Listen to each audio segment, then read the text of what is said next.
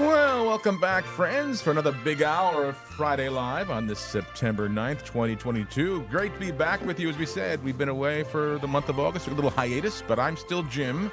And I'm still Cheryl. And we're still here.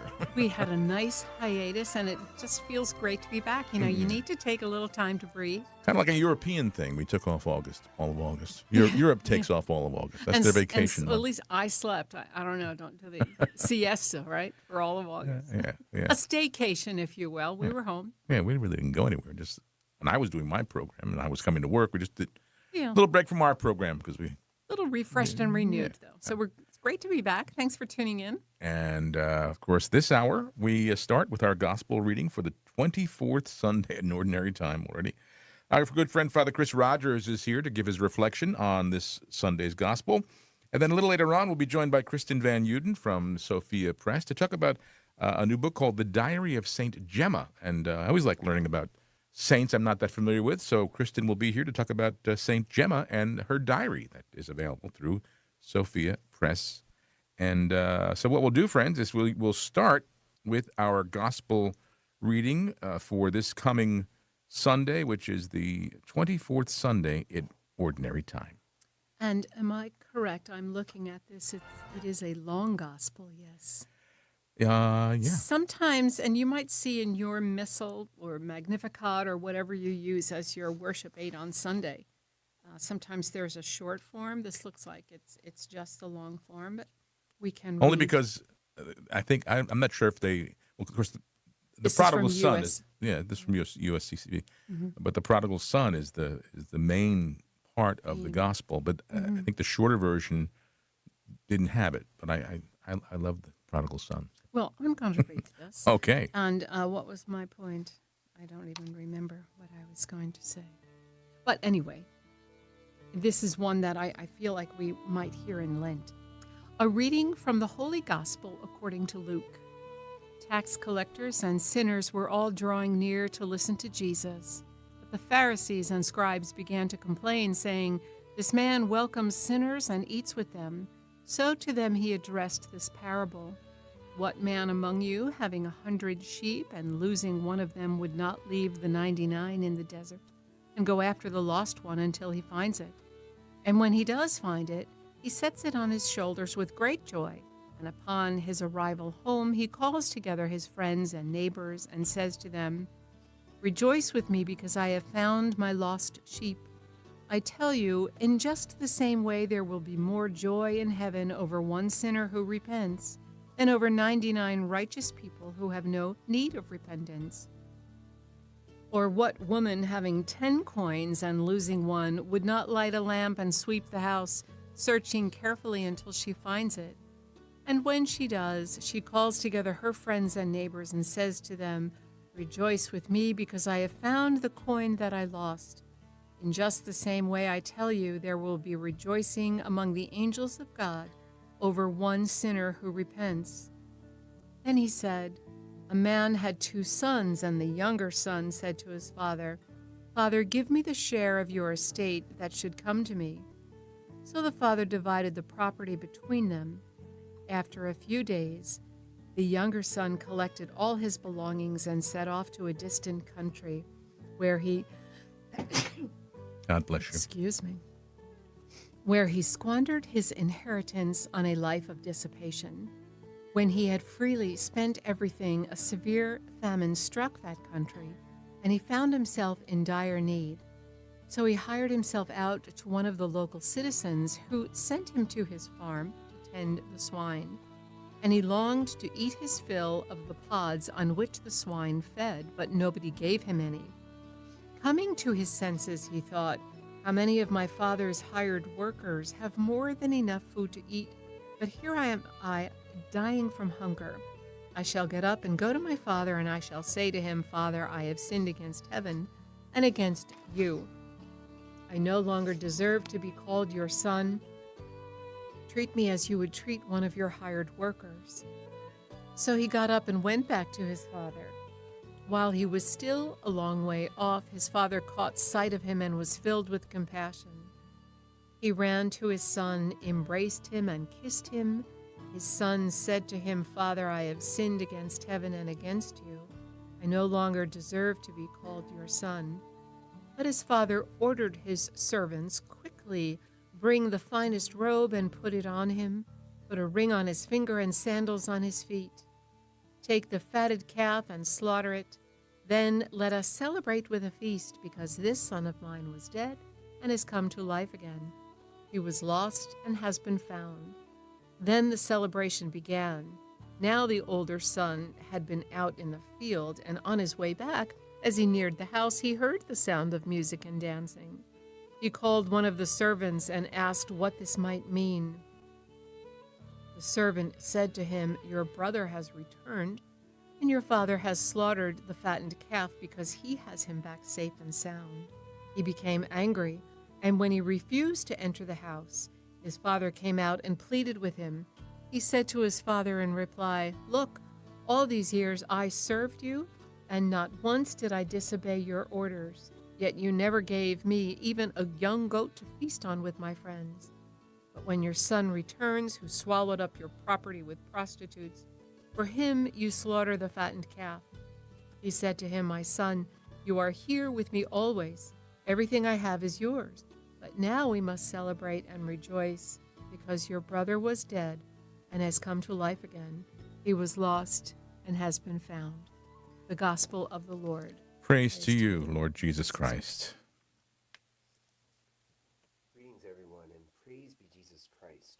With the schools now back in session, NFL football having begun, pumpkin coffee in Wawa, the change of seasons is certainly upon us at this time of year. It's a big shift in time. And in this time, it's great to remember, this is a wonderful reminder that life is moving, it's ongoing, it's dynamic. And as routine as it can be at times, there is change, there is life in life. And that's an important reality. We see that in a particular way this weekend. And while change can be very good, it can be difficult. We're reminded of the difficulty of living.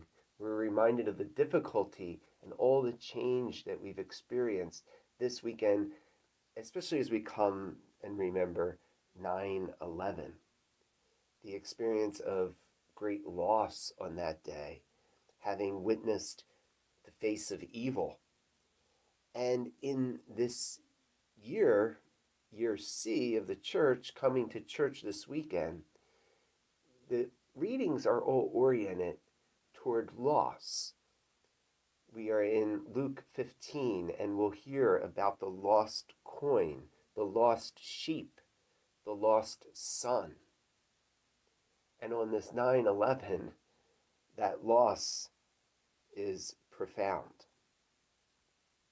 But there is also here present the experience of being found.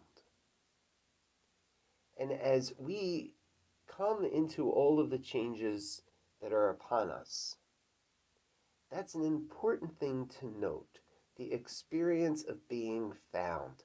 Last week was last Sunday, the feast of St. Augustine and his conversion story. And that beautiful moment when he was finally found, he heard the words of the Lord, take and read. And he did it. He heard the preaching of Ambrose.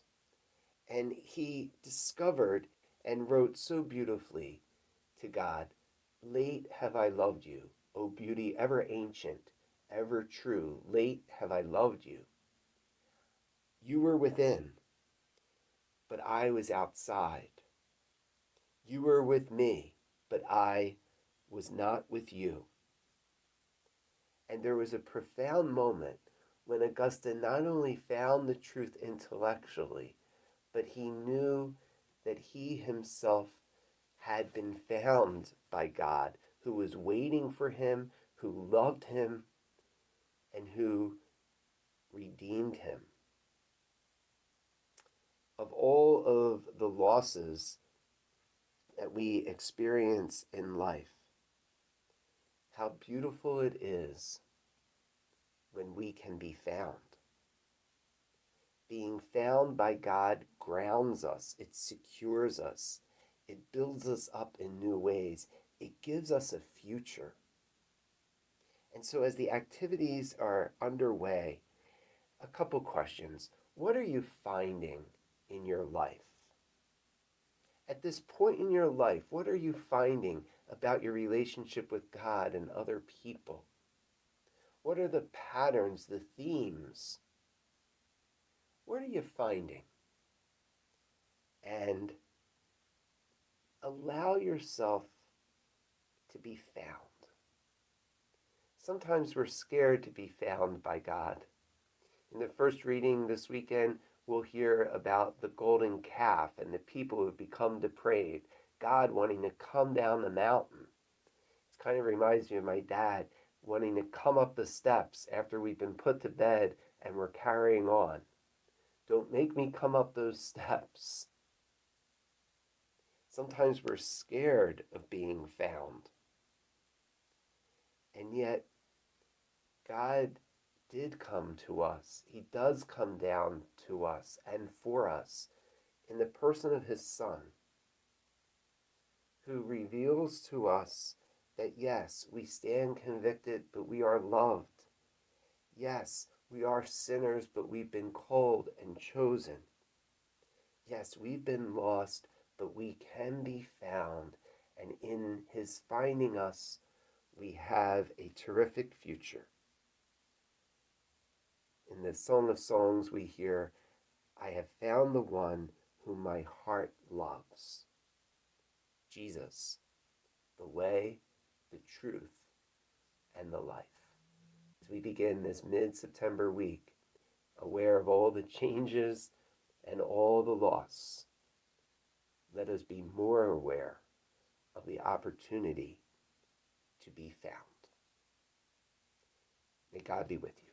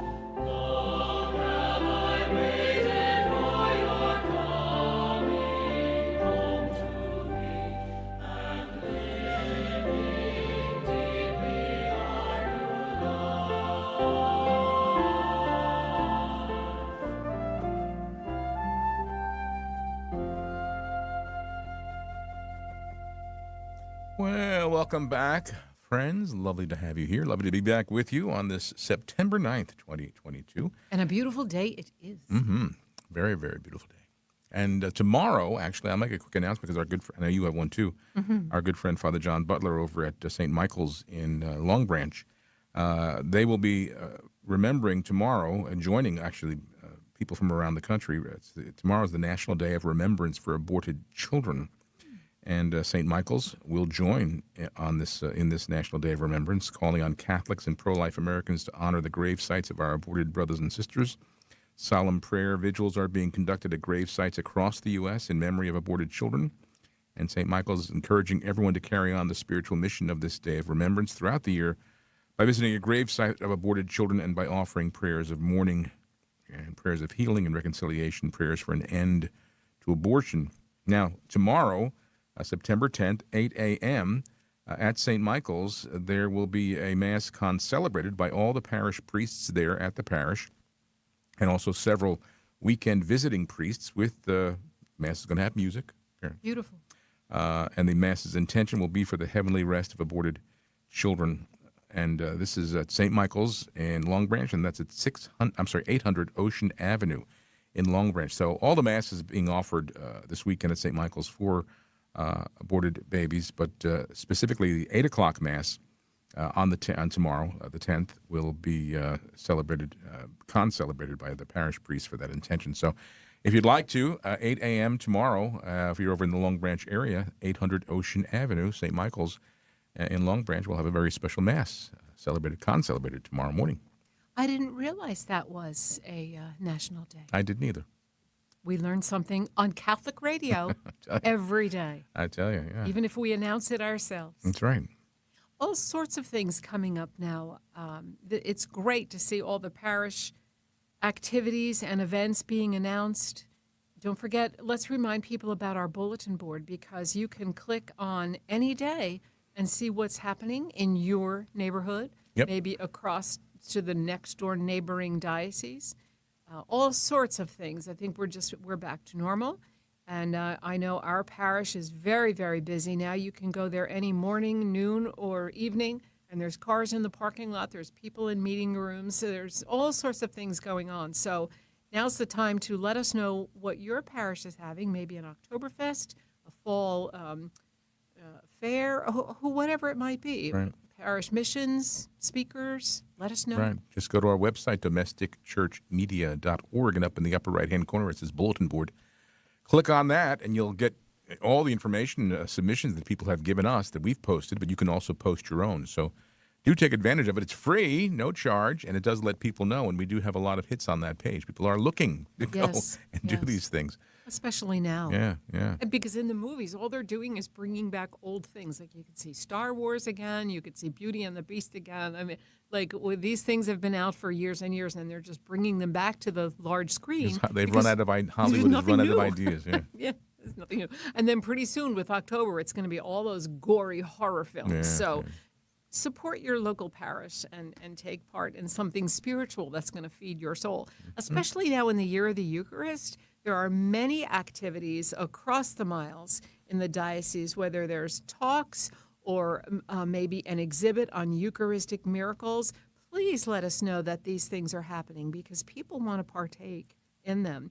Here's one in the Diocese of Metuchen, if you're close to there, and you want to explore your vocal ability a little bit. Gee, I think I can sing. I need someone to really help me gain control over this and evaluate this. There's going to be an evening with Daria Dragan, or maybe it's Dragan. Do you know how I don't she know. pronounces? Let's say Dragan, Dragan. She's cantor and has been for years in your sister's parish there with Father Bob Lynham in Kendall Park, St. Augustine of Canterbury. But I know she also cantors all the special events at the Metuchen Cathedral when the bishop has something happening. This is on September 19th, so it's coming up pretty soon, a Monday evening. A physiological approach to singing, not just for music ministers or choral members. Maybe you want to explore your singing voice a little bit and perhaps join your parish choir. Now is the time to get on board as we're starting our new season. This is for singers of all levels. Daria is going to present a process of learning to condition and improve your singer's overall vocal sound. And again, it's a physiological approach. It's what's happening internally and how to produce a better sound, how to activate your brain and your body for the best singing that you can possibly produce. So you want to read more about Daria. She performs all over the region and probably beyond. You can go, I'll give you the website, but just again, when and where. It's Monday, September 19th from 7 to 9, just 2 hours on Monday, September 19th. It's in White House Station, which is right next to Flemington in New Jersey. Our Lady of Lourdes Church, beautiful church and beautiful outdoor grotto of Our Lady of Lourdes. It's a $35 fee, which is, my goodness, for 2 hours. A private lesson would be close to $100 for a 2-hour session. So you can register online. Visit the website, which is NPM, N as in Nancy, P as in pastoral, M as in musician. NPMmetuchen.org is the website, and you can read all about it. It's actually going to be a series. They have one in September, one in January, and one again in March with different directors and different vocalists and different topics. But this one is, where do I even get started? Well, it reminds me of a story Frank Sinatra told once. Oh, yes. He was with Pavarotti, and Frank said he's always had a little difficulty closing the notes at the end of a phrase. And he said, Maestro, how do you do that? And what's the best way? And Pavarotti says, Frank, just to close your mouth. So there's your expert tip, advice. Your vocal tip for the day. Now just to close your mouth. You're truly inspired to find out more than just closing your mouth. But, you don't want to do it like Pac-Man. Walk, walk, walk. Well, that's what Pavarotti said. So Yeah. He might know a thing or two. And where were you? Oh, we were in Italy, and you On were our singing honeymoon. on our honeymoon. And he said, just to sing. Yeah. Just to sing. Yeah, because we were in Rome on our honeymoon, and we found, and it wasn't that far from the Vatican, the Mississippi Jazz Club. Right. And there was these 5 Italian guys playing Mississippi jazz. But Just when they took US. their break over the PA, they were playing Sinatra. Yes. So you went up and said, my husband sings. Can he sing a Sinatra song with you? Yeah. Sure. So I went up, and I started bantering maybe had a couple of drinks, but I was bantering with the audience a little bit in my your broken Italian? Italian. And finally, the head of the band, leader of the band, said, "Hey, Mantradogna, just to sing." Hey, Mantradogna, just to sing. Wasn't that fabulous? And then when we went back, now this is a handful of years ago, when we were there on one of the pilgrimages, I tried to find it.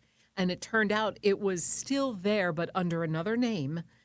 It was a And music school or something. it was, they just teach lessons. Yeah. But I remember going up, and they had a little window, like a speakeasy. Yeah, like a speakeasy, Yeah, yeah, to sneak in. And I went and looked in, I peeked in, and then you could see it was this little school of music teaching. Yeah, I remember when we were there. I think we were sipping on limoncello, the yellow. I was anyway. I think a little limoncello. I found that very strong. But Yeah, well, that's the point. That's why I was bantering in my broken Italian with See the what crowd. happens. Hey, Mantradogna, just to sing. Has But to I be did. good I for sang. has to be good for your throat, right? The lemon Oh, sure.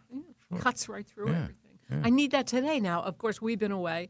We've been here. Jim's especially been here. But me, I'm a clean freak, and I come in and I'm vacuuming and I'm dusting. And now I'm having like an allergy attack. I'm all getting all stuffy. I think I just really raised the dust in this place. Well, it's a clean place. Nobody's It here is but clean, me, but- basically. But you know how dust gathers. I mean, at home, if you don't keep up with it, you look a certain Well, level. you saw yesterday. I had my little duster in the studio here. I was dusting around. Thank you for that. Dusty But I love roasted. to clean, so. And you have to go in the chapel. Did you notice anything? I didn't get in there yet. I mean, I was there earlier, but you did something since I went in there. I was there first thing when I came out. I was in the chapel first. During my little hiatus, I love to find these projects at home, and I thought, I'm going to make an altar cloth for ours tiny. It's a small altar. And if you go to any of these liturgical vestments, linens, and supplies, they're huge because they're made for the altars in your typical church. And then to have one custom made was exorbitant. I thought, we're talking about a rectangle with straight seams and finished corners. How hard can it be? Mm-hmm. So I went to there's a liturgical fabric store in New York City, Mm-hmm. and I found that, and I bought a beautiful Ordinary Time brocaded Kelly green with crosses on it, and I just finished the edges. Well, I'll and go in after the program. I'll go in there. maybe we can before put a leave. picture on the website. Sure. I always You're- loved you're to all sew. purple. Yeah, I know. But I took out the I old. lifted your sewing machine onto the table, and My that thing portable? weighs portable. That's as portable as a ton of bricks.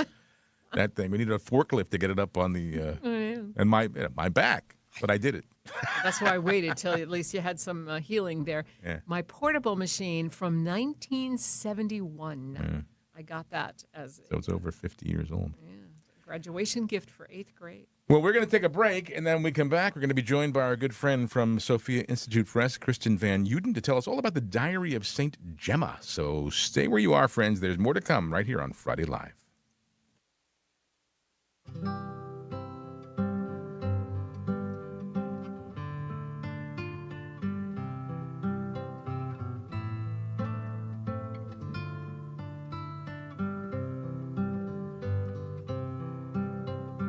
Jesus, my Lord, my God, my all, how can I love thee?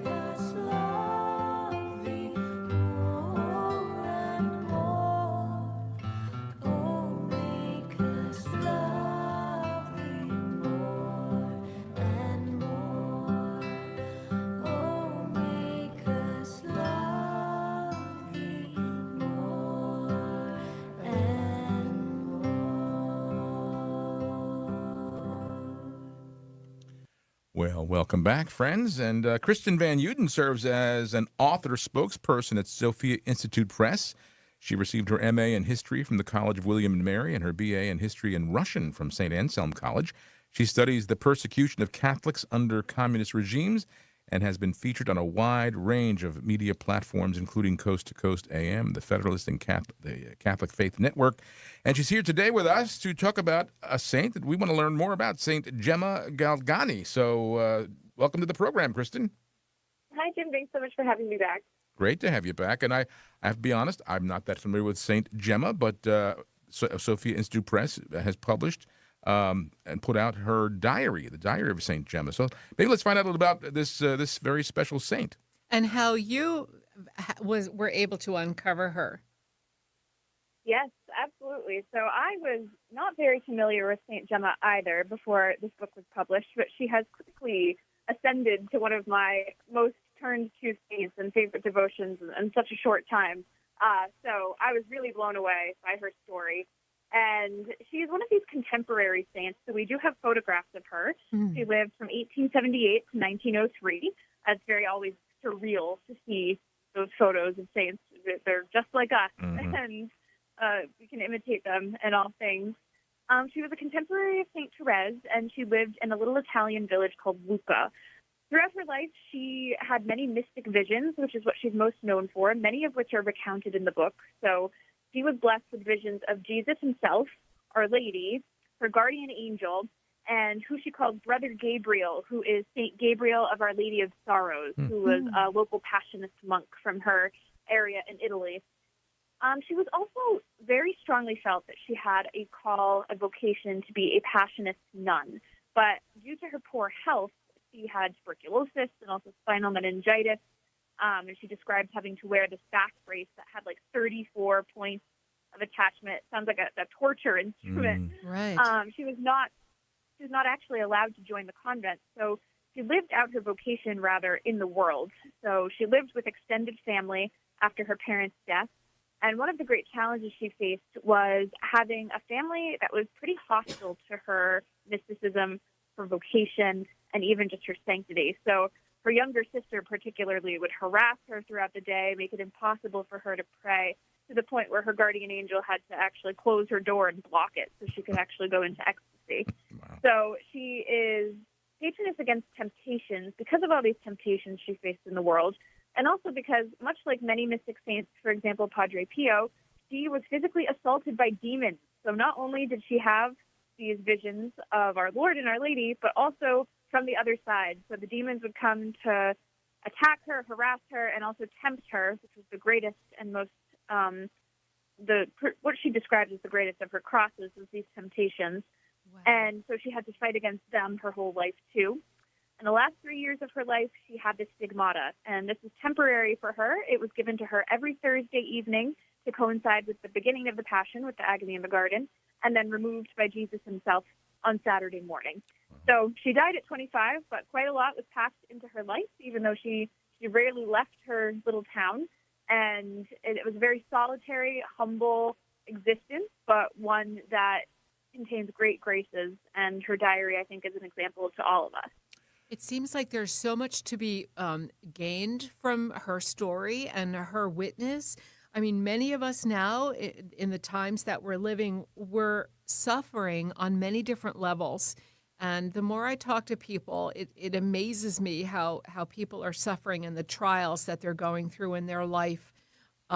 It seems like to get this book and read with how she overcame some of these struggles through her prayer life, it seems like it would be a great help to so many people today.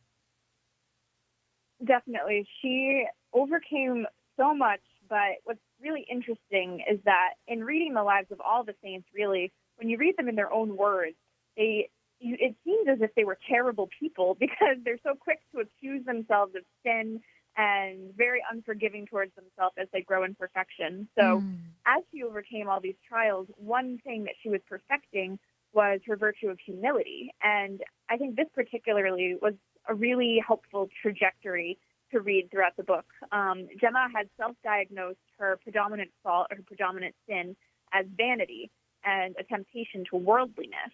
And so throughout the book, we see her growth in this area and the various ways in which her guardian angel and Jesus himself intervened to help her surpass this. One example is the first time her guardian angel ever appeared to her was when she was in town. She was walking. She had just received as a gift a new watch with a gold chain, and she was kind of showing it off to her friends and, just sharing her new gift. And this is not necessarily sinful in and of itself, but it was this attachment to the world and an occasion for vanity for her. And so her guardian angel appeared and said to her, "Remember that the precious jewelry that adorns the spouse of the crucified king can only be thorns in the cross." So from that point forward, she made a resolution to remove all jewelry. She didn't even wear a ring that she had on after that point. And you can see how God is calling her to these great heights of sanctity that require lots of sacrifices, not just of sins and of sinful things, but also of occasions for sin, and even sometimes these more neutral things that might be nevertheless standing in the way of sanctity. Right. I mean, it's such a minor thing. You think, gee, I have a new watch. Look at my new watch. But Yeah. she was really striving for that holy perfection. Exactly. And we there's another episode from her life where even something that was unequivocally good was taken away from her to bring a greater good out of it. And this was that she used to go on these almsgiving walks to the poor. So when she would leave her house in the morning, she would take whatever scraps of food were left and change from her parents or her family and distribute them to the poor along her way through town. And this, of course, is an objectively good thing. It's a corporal work of mercy. It's sharing the life of the church and all that. But through this, it was another opportunity for Gemma to be attracted and attached to the world. So her spiritual director actually forbid her from continuing these walks. And at first she didn't understand at all. Says, "Why would you not want me to practice charity?" Right. But then, as she writes later on, she said Jesus worked a new conversion in her because, in her words, after this, she lost all interest for clothes and things like that. So what we can see is that, yes, she did have this kind of, just neutral attachment to worldly things, but that even though these walks were good things, they were still not the greatness that she was called to in her particular calling to this deep mystical vocation of the interior life. And so God removed them from her life so that he could work a greater good in her life. We're talking with Kristen Van Uden from Sophia Institute Press about the Diary of St. Gemma, published by Sophia Institute Press, and that's sophiainstitute.com is their website. Kristen, the diary itself, did she write this over a certain period of time, many years, or just within the last 3 years of the stigmata? What was the purpose of it? She just started to write, or she was told to write?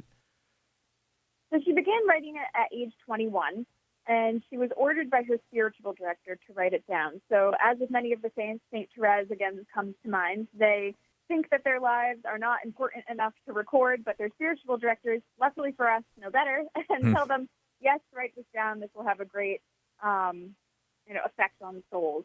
And so the first half of the book is her autobiography up to the point where she was 21. And she said that she couldn't always remember in detail everything that happened, but in those instances, her guardian angel would provide the details for her because this is so important to get down. And then from the point of 21 onwards to her death at 25, there were more or less weekly entries, so it picks up and reads as a diary from that point onward. And there's actually an interesting story about how we are even able to have this diary today, because she would keep the manuscript in her drawer in her bedroom, and this makes it very obvious that this was meant to be published because demons would try to prevent her from writing. And the worst case of this is when, as is usual in her life, a demon just ran across the foot of her bed, and she thought nothing of it because, just here they are again to tempt me. She had confidence in Jesus. But the demon yelled out, "War, war, I have your book in my hands." And he absconded with her book. And at this point, he had gone. It was completely gone from the drawer. Didn't know what to do. Her spiritual director was not in town, but even from afar, he decided to perform an exorcism on the manuscript itself. Wow. And as soon as he had done that, it was returned miraculously to her drawer. and it was singed all the way through. So there are photographs of this online. If you look it up, just St. Gemma's Diary manuscript, where it's still preserved to this day, completely burned through, Wow. but not burned so badly that you can't read it. So her spiritual director said every page looked like it had been roasted over the fire, but that everything was still legible. So it literally was taken to hell, and then through the power of God returned so that we can gain graces from reading it today. Hence the phrase "to hell and back." Yeah, It's, exactly. it's fascinating, and I've always been intrigued by the lives of the saints. But so many of them, as you well know, we have a painting or a sketch of perhaps what they might have looked like. But the fact that she walked the earth 100 or so years ago, maybe we have grandparents that were alive when she was still alive, or great grandparents. That it's like you said. Photography, and they're just people like you and me. I know, and it's so, she was very beautiful too. So on the cover is one of the famous portraits of her, and it's just she's very serious in this portrait. She's like looking into your soul. But it's always fascinating. Unfortunately, we don't have photos, as far as I know, of her stigmata actually. But just every portrait of her, she has the countenance of a saint. There are a few famous ones where she is just eyes raised to heaven praying in her portrait. And clearly, with some people that you know in your own lives, their sanctity is just obvious from looking at them and from meeting them. And it's clearly the same type of encounter when you look at photographs of Gemma. Now, you mentioned, Kristen, that she's a patroness of Against Temptation. Are there other patronages as well? Yes, there are a few. The big one is Against Temptation because, as we said, the demons would come and attack her physically. But as she always recounts, the temptations to sin were the worst things they did to her, because if she had sinned, then this would have been her essentially killing her own soul and giving her will over to sin. And that was the thing she rightly feared more than anything in the world. And she writes of sin. She has such a keen understanding of sin because she personally witnessed how it wounded the body of Jesus, because she had these mystic visions of him. So since she got to know Jesus so intimately, she had this right terror of sin. And so that is her main patronage. And then she's also the patroness of students, of those with back pain because of her ailments, I believe of those who have lost their parents, and also, strangely, of paratroopers. Really? This one comes from a story from just shortly after her canonization in 1940, when the Second World War broke out. There was an Italian platoon, I'm not sure the right word, of paratroopers that made St. Gemma their patron. They prayed to her for safety. They went so far as to have nuns at the local convent sew relics of Gemma into each of their parishes. Wow. And so one day when they went into battle, they all survived, having had to jump from the plane. And one of them pulled the cord twice to the parachute, and it did not open. And then immediately after praying to Gemma, it finally opened. Wow. So that's where that comes from. Okay. Well, wonderful information and a beautiful saint. And so, listeners, again, it's the Diary of St. Gemma. It's published by Sophia Institute Press, and you can check out their website at sophiainstitute.com. We've been talking with Kristen Van Uden. She's the author spokesperson there at Sophia Institute Press. Kristen, as always, we thank you for sharing this beautiful information about this beautiful saint, and thank you for all you do for us. My pleasure. Thank you. Thank you so much. Have a great day. Thank you. God bless you. And friends, you stay where you are. We're going to be right back with more Friday Live, so don't go away. I was actually raised in the Catholic Church. I went to grade school through 6th grade, and pretty much about the time I went to high school, I stopped attending church and really didn't think much more about it for a number of years. The return to church, the Catholic Church, was somewhat of an evolution. I thought I knew what the Catholic Church believed and taught, but learned very quickly from somebody who knew far more about the Bible than I ever hoped to know. I learned that the Catholic Church, what it truly taught, and that's where I needed to be. I'm a recovered alcoholic and drug addict. Without God in my life, I'd probably be dead. God has literally saved my life. I feel like I'm truly on the road to the fulfillment of really all of my desires, which is ultimately to spend eternity in heaven. both myself and my family. If you've been away from the Catholic Church for whatever reason, we invite you to take another look. Visit CatholicsComeHome.org today. Start spreading the news. Hello, my friends. Jim Manfredonia here, and I'm cordially inviting you to our benefit concert to help raise funds for Domestic Church Media, September 24th at 7 p.m. at Notre Dame High School Theater in Lawrenceville, New Jersey. Come fly with me, let's fly away. That's right. I'm going to don my tuxedo and sing songs for you made famous by Frank Sinatra. The summer wind came blowing in from across the sea. When somebody loves you, it's no good unless you... I've invited my daughter Angela to open the show, and she'll sing for you songs made famous by Judy Garland, Liza Minnelli, Barbra Streisand, and others.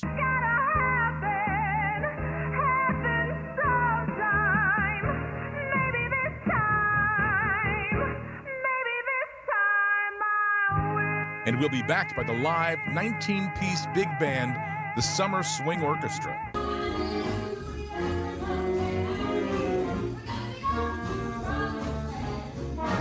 I've even convinced Cheryl to come out and accompany me on a few tunes on the piano, just like we used to so many years ago.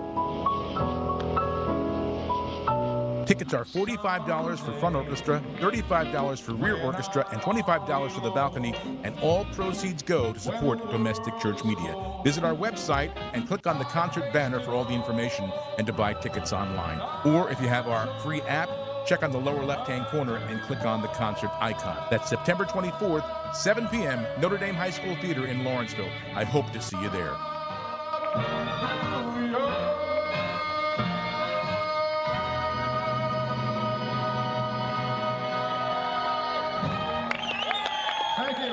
Well, there you go.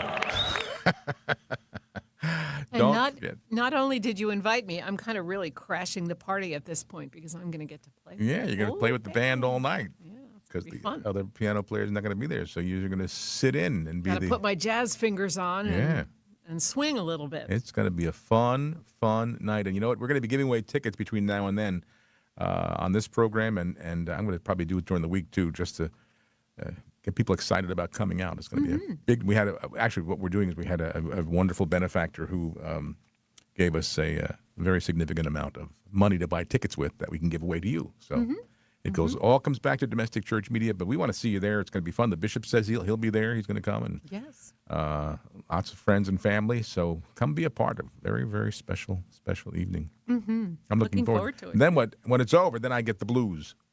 Sure. And many We've been preparing for this for such a long time now. And some people can relate to that. I mean, I can remember when our children were in their high school play, or in the summer they would do this community theater, and there's so much work, you're getting so exhausted, and then you have the performances, and that next day, Monday, right, you just crash. And then there's a hole in your life because, like, what am I going to do now? And you miss it severely. Yeah, but I tell you, the band is great, and Cheryl's going to be playing the Baby Grand on stage with the band, and of course Angela, our daughter, is looking forward to it. She's been really excited about it, and I've been excited about it. It's like for me, it's always here it is, 2 weeks. I know, 2 weeks from tomorrow, the 24th. So if you haven't gotten your tickets yet, please support Domestic Church Media by purchasing tickets and come be a part of a very fun evening, very special evening. It's going to be a lot of fun. And we look forward to seeing everyone. Yeah. I mean, it's as we say, it's a not just a fundraiser, it's a fundraiser. Which, by the way, we're going to be on Talking Catholic this weekend. That was fun. We're going to be guests on Talking Catholic. Mike and Jen came here and they recorded their podcast in our studio, and we had a fabulous, dynamic conversation. We could have kept talking with them. And we thank Mike Walsh and the Diocese of Camden. They give us this program every week. And they do a wonderful job. And it airs Sunday mornings at 11 a.m. and then it repeats again on Monday afternoon at 4 p.m. So check it out. We'll be the guest this week. Yeah, as if people don't hear me enough on the station. Right. Oh, there's that guy again. But it was fun to be like on the other side that they were asking us questions. That's the easier side. I think. Right? I think it was easier. Oh, it is easier. Then they're in charge. Then you don't have to worry about just have to answer the question. Kind of sit back and converse. Yeah, that's right. That's Lively discussion. It was a lot of fun. Yeah. We'll But- have to go visit them in Camden now. Oh, down at their place. They say they're in a closet somewhere. Yeah, They don't really have a calls it studio. the vault. Yeah, the vault. I'm thinking of, in the bank where there's just like Yeah. a little narrow. And I think that's what it is. maybe. Yeah, there's an old bank where they are. And They're actually literally in the vault. But poor like us. Yeah. But people seem to be impressed when they come here and see what the Lord has blessed us with in this facility. We're Well, very you blessed. know, Remember when you thanks, first Steve. walked in this building, you swore you'd never come back in again. Talk about dust. Here I am, like battling a little bit of an allergy attack. When we first came, The very first time we came to look at the property, yeah. it's like, where do you begin? Where can you? I know we even left and you said, start? I'll never go in that building again. I know, because I'm such a clean, neat freak. But we tackled it. It was a challenge. It was a challenge, but oh my goodness, look what the Lord has given us. I know. Thank you. I can't wait to go into the chapel now after we finish the program and check out the brand new green ordinary time altar cloth that It's you a lovely that you cloth. made. You sewed it. Yeah, I did. Yeah. Well, you made your own wedding dress. I mean, I know, and I thought, gee, can I do this? Okay, it's just a rectangle. It's nothing that impressive, but you want it to be just right and good seams and good edges and yeah. to adorn the altar under the sure it's tabernacle. beautiful. It's beautiful. You still have your wedding dress somewhere up in the attic? I'm sure I mean, it's you up in made the it, right? attic. It's probably full of like moth holes or something. What Then you put it in happens? that plastic or something so it Yeah, doesn't it's get. probably fine. Whedon, now there's a project. Yeah, we're done with the concert. Let's go up and clean out the attic. I have to pray to Saint Gemma to have a rapid healing of my back. I had the surgery back in March, and it's healing, but it's not going as quickly as I'd like it to go. yeah. But Saint Gemma will help me now. I'll pray to her. Sounds like. I sound like I just do a little novena to Saint Gemma, then we can get up in the attic. Mm-hmm. Although it has to cool off a little bit. It can't be. But can you imagine the treasures that we'll find up there? Oh, I have my yikes! I have my my box of treasures. I have stuff up there from first grade, second grade. I probably do have some diaries around. Remember those, what do you call them, like an autograph book? Yeah. When you graduated from 8th grade or Yes. high school Yeah. and all your I have friends that. wrote. I know I still have that. I up have there. that. There's a treasure chest up in that attic, right? That we just have to take things down and archive it, and then we always say, in our house, should we start like getting ready for the for our eventual There's departure? going to be a day. And I said, you know what? That's going to be the children's problem. That's right. That's right. So you better be nice to us or we'll really leave you a mess. Let them That'll worry be up about to it. them. All right. Well, listen, we got to go. It's great to be back with you. Thanks to everybody who joined us today, and thank you, listeners, for staying with us. We will be back again next Friday, God willing. I'll be here Tuesday. Have a wonderful weekend, and we'll see you then. God bless you.